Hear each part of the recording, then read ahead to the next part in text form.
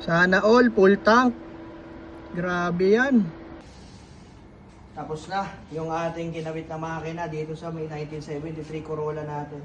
Siyempre, pag ganyan bago lahat, bago fluids, dapat coolant bago din. Gamit tayo ng Preston coolant dyan. Pan Toyota. Yan.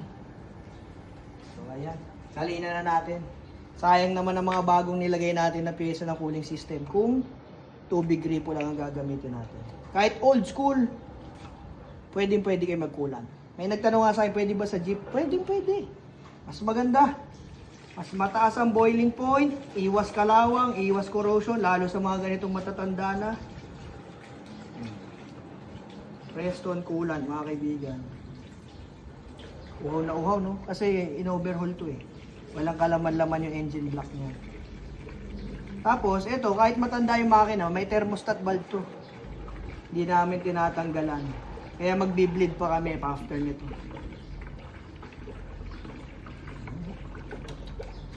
Nyam. Delicioso! Diba? Oo, nauhaw oh.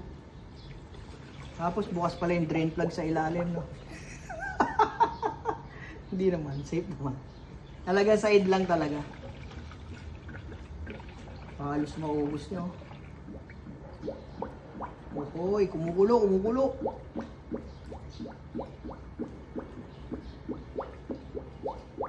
Pops bin, paki-ready, i-start tayo. Testing tayo ng starting. Kanina kasi pinistart natin, wala pang cooling system. So ngayon meron na. Ang sabi ko lang ng clear, pipindutin mo na. Pupunuin ko lang muna itong coolant.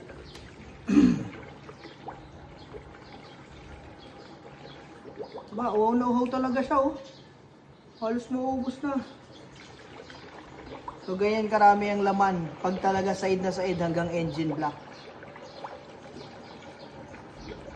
Todo na natin, may pamigil naman yun. Oops. Iwas overheat. Iwas kalawang, iwas corrosion. Preston coolant. Kulang pa? Ah, hindi, sakto na. May konti pa. Mayroon pa ako rito sobra. Lagay din tayo. May panobra pa ako dito. Para pag nag-bleed tayo, pag lumabas yung hangin, papalitan siya ng coolant. So yun yung bleeding na tinatawag. Okay, check muna. Final check. Mga belt. Okay, wala nakaharang. Langis, meron na tayong langis. Lalapit tayo. 1, 2, start!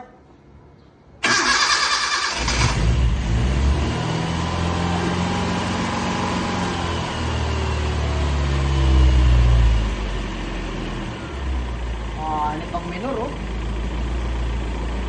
Ang tining. Full start yan, ha? Hindi pa yung napapay-start ulit. Kanina pa yan. So, may minor na agad. Pag nag-warm up pa yan, lalong gaganda pa yan. Tutulo tayo ng carburetor.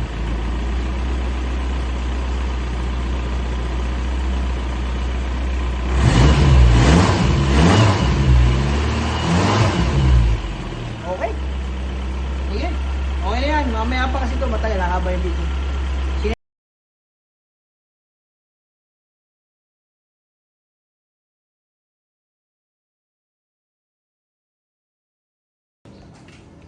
Nakikabit na ang hood. All goods in the hood. Nakikabit na ang racing filter. Sa mga nagtatanong, medyo mahirap na hanapin to. Atomis racing filter, ha? Sa mga nagtatanong ng brand, Atomis po. Atomis racing filter. Sige. Wala munang kalabit. Start tayo, Pops. Cambio mo, primera, tapos banggay mo na ako. Start. Ay, walang battery. Ulit, take 2 ha. Wait lang. Ayos na. Naikabit na ang battery. Nasa likod kasi yung battery nito. Kung mapapansin nyo, wala rito. Nasa likod. May mahabang wire na ganito kakapal. Ready ka na? Clear? Alright. Fire! Op! Dalawang tapak. 1, 2, start! Hop! Sobrang advance. Balik tayo konti. Wait lang, kuha akong 12. Alright. Fire!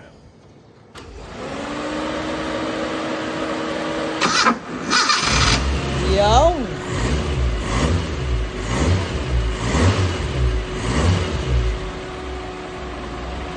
Yung baga. Naka-atomis yan, no? Ayos. Okay, minor lang, matagal. Kaya mo lang muna yan break in siya dyan mag-isa. Kahit mga 5 days lang naka-minor. Nanghihina yung katabi ko. 5 days daw eh. Sa mahal ng gaso. Okay, minor lang tayo. Pero maganda na. Naka-fan na tayo. Cooling system. Wala naman sigurong bulwak, no? Bagong overhaul naman to at bago naman lahat. Naka-thermostat, oh, kaya hindi malikot yung tubig, oh. Ayos.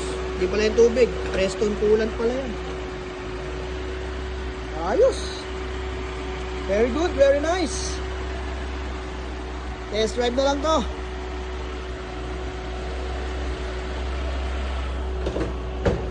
Ang dumi ng hood. Let's go. Testing eh. Ang talaga ba? Ang dumi ng hood, oh. Ang talaga bang roadworthy sa streets of Calamba.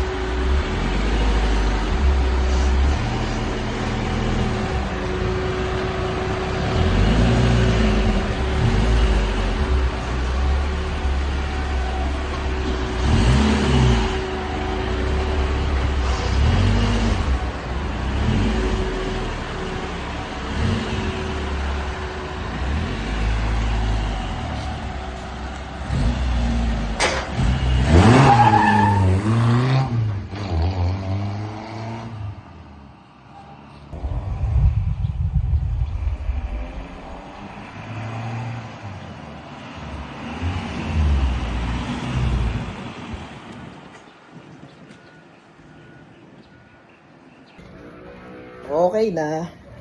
So, naitono na natin ang walang aircon, ang minor. Naitono na natin sa naka-aircon.